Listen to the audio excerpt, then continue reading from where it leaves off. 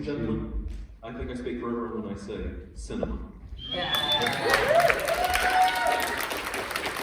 I'm going to try some of this complimentary liquid death. I've never had liquid death before.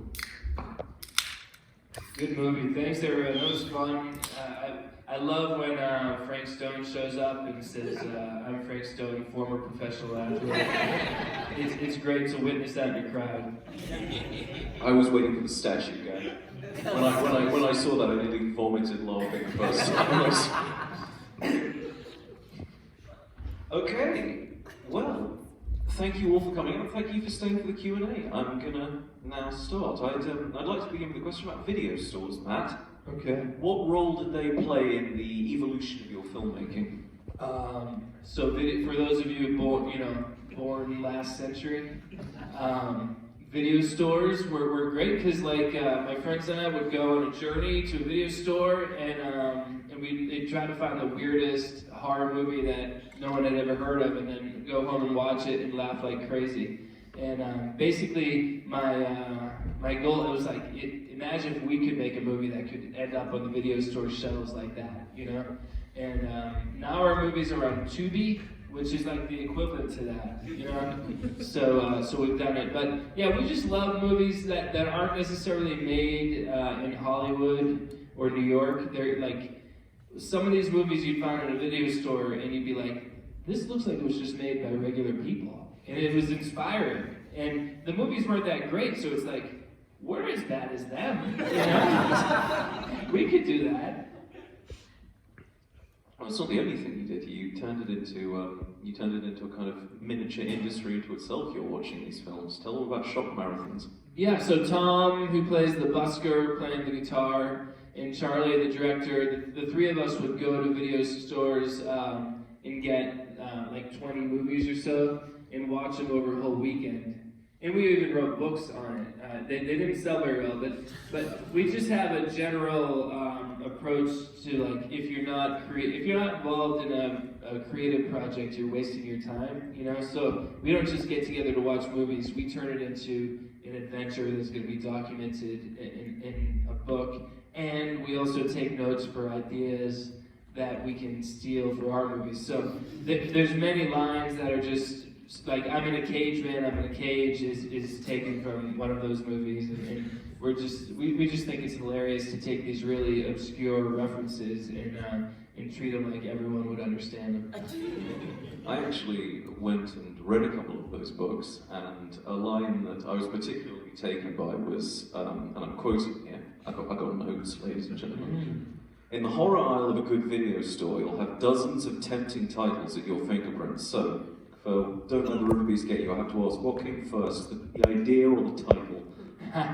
Yeah, well, don't. There's like a thing in horror movies, like the don't movies. There's lots of movies that begin with don't. So we thought we got to get in on that. Because horror movie fans are crazy. We want to see all of them, you know? So anytime any horror movie fans out there, they're like, oh, there's another don't movie, I got to get in on that. So that's it. And there's a movie called Creature from Black Lake, which is one of many, you know, swamp monster type movies that we were trying to pay tribute to with this one. You've spoken in the past about, well, in your shop marathons, you often go on very personal digressions, which get quite a way away from the films themselves. This is something else I noticed in the writing, like, you know, little anecdotes about whether you were tired, or what you ate at the Red Arrow Diner, which I was very happy to see made an appearance there.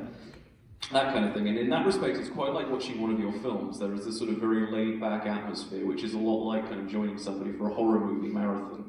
Yeah. No, what I like about this is midway through, we all forgot that this is a monster movie. We're all it's tutors and romance, and then after a while, like, oh, whoops, the red lights come back and remind you. And so, yeah, we like that. We like in a horror movie, like the violence is whatever, but what's really interesting is the drama that you don't expect from we would rent these horror movies and have this experience where it was 80% TV movie drama and then just a little bit of horror spliced in there. And we just thought that was so funny because horror movies were popular in the 80s, and so any movie that had any remote amount of horror, they would market it as horror just to make money. And we enjoyed being fooled by those marketing techniques. One thing I do want to mention there, you talked about sort of TV influence of TV movies and things like that, and I know because, again, I did my research. I'm a Matt Farley scholar now, what can I say? Me too. But you talked about the genesis of this film, springing off another film called, what was it, The Maniacal Tutor? The Lunatic Tutor. The Lunatic Tutor, that was it. It was going to be about a lunatic tutor, and essentially what you've done here is you have spliced together a lot of little ideas for a movie into one big one. It reminds me of something I once heard about your early days making films, where you used to lay cue cards on the floor like tiles. Yeah, and you put films together, so I'd like to hear a little bit about that. Yeah, for the cue cards, we just, there should be a moment where Farley screams, "I'm in a cage," so we write it on a cue card, put it down in there, and then we do that with all the elements we want to happen in the movie, and then figure out a way to put them together and get a story out of it. I forget your question. Well, it was just about the process of writing. I was curious about how that's evolved since the days of cue cards. Basically, Charlie, the director, and I we'll just text each other back and forth. We have a bunch of general ideas for movies on the back burner at all times, and if something pops in one of our heads, we'll text the other one and be like, "Hey, in Evil Spot, this should happen," and then we add it to the notes. And then basically, once we have enough ideas for a movie, then we just go ahead and make that movie. But it's good just to be open to any kind of everyday inspiration and write it down too. So if you have if you just see something unique on the sidewalk someday, be like, "Ooh, that would be cool in a movie," and then write it down, because otherwise you forget it. I think, generally speaking, with your films and the films that you're paying tribute to and you're referencing, images, words, locations, affectations in these films will frequently, after the fact, take on a kind of totemic significance.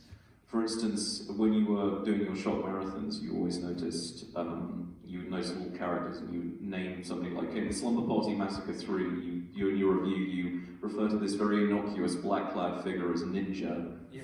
And that became a running gag, and then similarly, like you mentioned, Creature from Black Lake, of course, the partner played by Dennis Fimple, he loves his hamburgers. Yes. He can't get enough of those hamburgers. Yes. So I am curious how that is, what kind of bearing that has had on your filmmaking and the way you approach storytelling. Yeah, so it's like, if you're gonna have a character, don't just have a character. Give them very distinct and unnecessary details, So Millie just it bugs them when people take too much food or don't share their food. That's his thing, So we're just cracking up as we're creating these quirks with all the characters, and giving them, he's not just the drummer for the band that won't play. His name is Hi-Hat Harry. He's on screen for about 11 seconds, but it's great to give him that name. The Pee-wee's Big Adventure. Have many of you seen that? And there's one moment where he's having a neighborhood meeting in his basement, and he tells Amazing Larry. He's like, "Knock it off, Amazing Larry." We never see Amazing Larry any other moment in the movie, but the fact that he's not just Larry, he's Amazing Larry, it's like, oh man, now I want a spin-off movie just about Amazing Larry.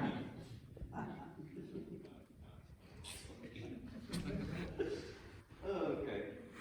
Sorry, I've just got to get my notes in order here. So, I think this actually, I would like to kind of have a little bit of a double question here. I would like to ask, yes, okay. You've spoken in the past about the small stuff that goes into making an independent film. You mentioned sort of the kind of trials and tribulations of the Riverbeast costume. And I'm interested in asking about sort of the determination required to finish a film, especially without the apparatus of major studio backing.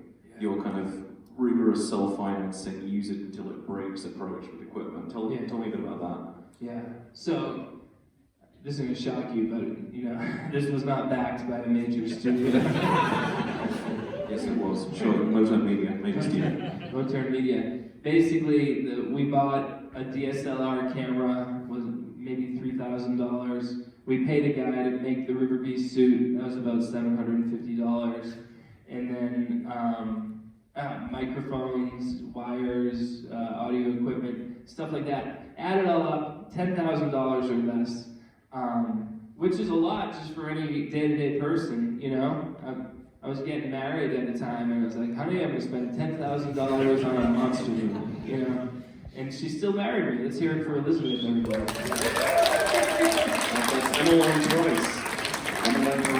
So then, beyond that, you're relying on generous people who are just working for free. And the trick is, put your fiance in the movie because you know where she lives. You know? She can't ditch you. And then otherwise, you just, basically, me and Charlie, the director, we just have to do everything ourselves. And it's so much stuff. Just leading up to filming, it's organizing schedules. It's embarrassing, but I have to harass all my friends and family all the time. Call them over and over again. You're going to meet at my parents' backyard, right? We're filming a wedding scene. Dress like you're at a wedding, and we're also going to do a dance number, okay? Please show up, please show up. And my mom made potato casserole. She didn't know it was just for a prop to be thrown in the grass. She put a lot of time and effort into it, and she sees it get thrown in the grass. She's like, why did... I spent 90 minutes on that. But that alone, the night before filming, I'm like not sleeping because I'm like, is my mom gonna remember to make And it's filming out there. It was a hot day, and a lot of the people who came were friends of my parents, and they're like, oh yeah, Jim and Rachel's son is making a movie. This is fun. 40 minutes later, they're like, get us out of here. It's hot. This is boring. They all kept going into the house where it was air conditioned on a hot day, and we had to keep going into the house and drag them back out. Sorry, Mr. Sullivan. Good to see you again. Yes, get back out there, please. So there's so much involved. It's an hour and 40-minute movie, and I mean, this scene here, I had to drive to this guy's house and make small talk with him and his wife, set up the camera, tell his wife to turn the TV off in her own home. It's awful. Yeah. Anyway, I encourage you doing it because life is a little bit boring, you know, so you have to create these challenges for yourself. What else would I have done on that afternoon? I might have just watched TV, but instead I hung out with Mr. and Mrs. Riley. I think it's interesting how often cost-cutting measures can become a recognizable trademark if you do them for long enough. Yeah. I think that also goes back to sort of the determination required to finish a film. Cut things and then, well, see how it goes, and then gradually over time, the stuff that you sort of cringed at and you felt was lacking is the stuff that makes people come back. I love seeing Scalzo, I love seeing Kevin McGee over and over again in these movies. Yes, yeah, and it's like, if we had more time, we would do more than one take, you know, for every line. But that's the decision you have to make. You're filming it and you have an idea of what you want it to turn out like. The person delivers it in a completely different way. And then you're like, all right, do I make them do it again in a different way? That's going to take another minute and a half. And they're probably going to get it wrong because you're telling them to do it in a different way. So boom, that's going to be 3 minutes. They have a dentist appointment in 2 hours.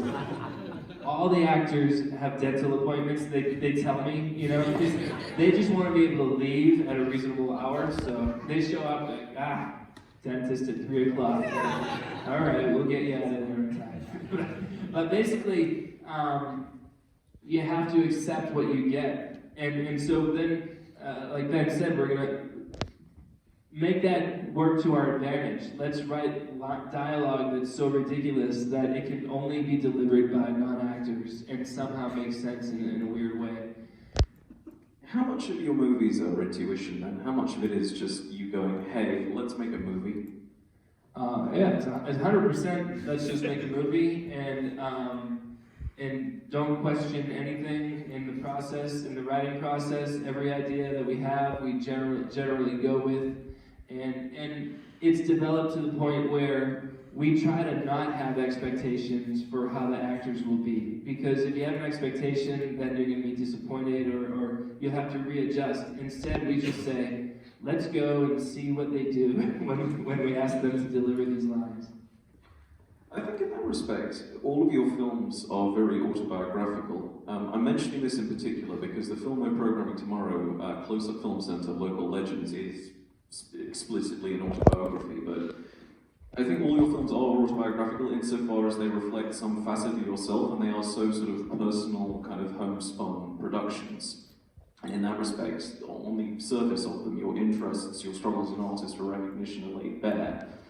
And I think this is even true in Riverbeast, because the through line of Local Legends is this kind of weird dude who is making music to the massive, painful indifference of everyone around him, including friends and family. And similarly, Riverbeast is about a guy who is trying to convince everybody that there's a Riverbeast, and everyone's just laughing at him and throwing dirt in his face. So something like Riverbeast, was this intentional, or did it just sort of come about that way? No, I don't think about that in advance, but I'm sure it's there. You know, the one thing I think of is when I say to Teddy, I say we just all got to do what we were put on this earth to do. If we stick with it, something good will come out of it. I think that kind of doubles as a discussion of my dogged determination at being creative.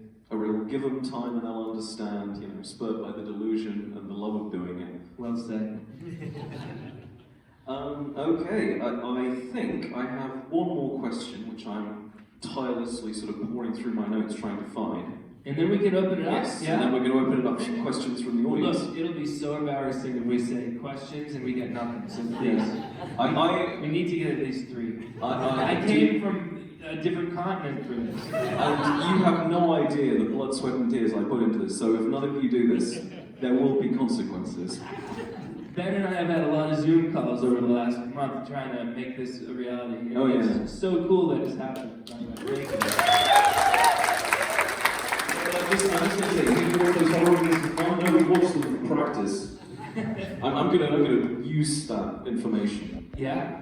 Anyway, so something that you talked about in your introduction was the importance of being accepting and open-minded, and effectively sort of deprogramming yourself to require less competence in the films that you watch. breaking away from the steady diet of expensive movies, which, in my opinion, don't actually look quite good. And accepting that, you know, sometimes a film can just be a guy in his back garden with some friends doing the River Mud Shuffle and eating potato casserole. Yeah. What do you say to that? Yeah, absolutely. It's, you know, digital technology keeps on getting better in terms of the possibilities for filmmaking, and yet we all continue to look toward Hollywood for our entertainment. Wouldn't it be cool if we were just making movies, you know, like this? I'm sure a few of you watched Riverbeast and you had the same thought I had at the video store when I was younger. You just said to yourself, I could do that, you know? And you should.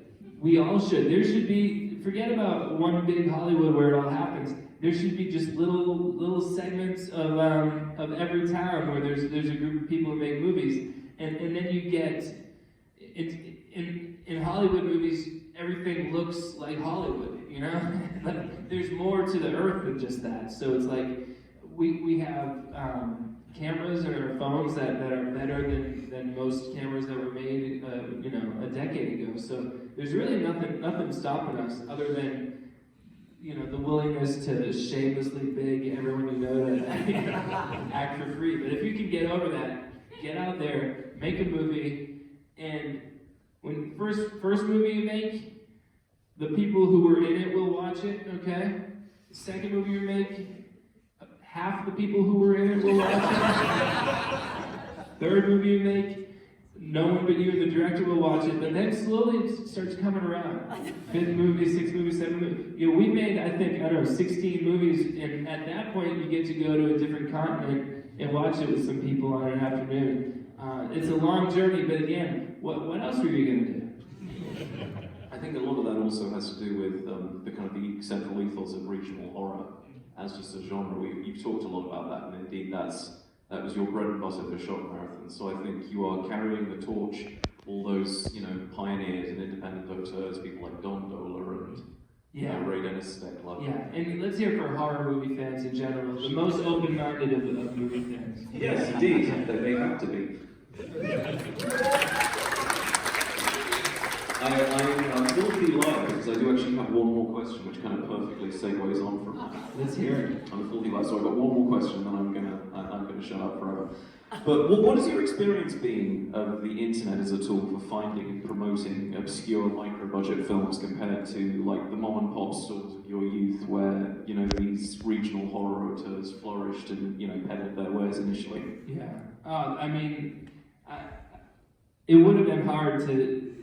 Those movies in the 80s that ended up on a video store shelf next to like Halloween and Friday the 13th, those guys went through so much, and I have so much respect for the process. They probably shot it on film, which is a huge undertaking. So it is so much easier now to make the movies, so much easier now to get the movies out there.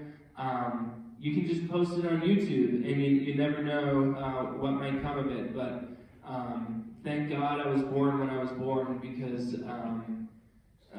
again, if I was trying to do this in the 70s, it would have been a lot harder. You can do it much more independently now. So life is good. Everyone who says like the internet's bad and social media is bad, it's actually great. I've met lots of cool people through it, and I get to put out music and movies. So let's keep going in this direction.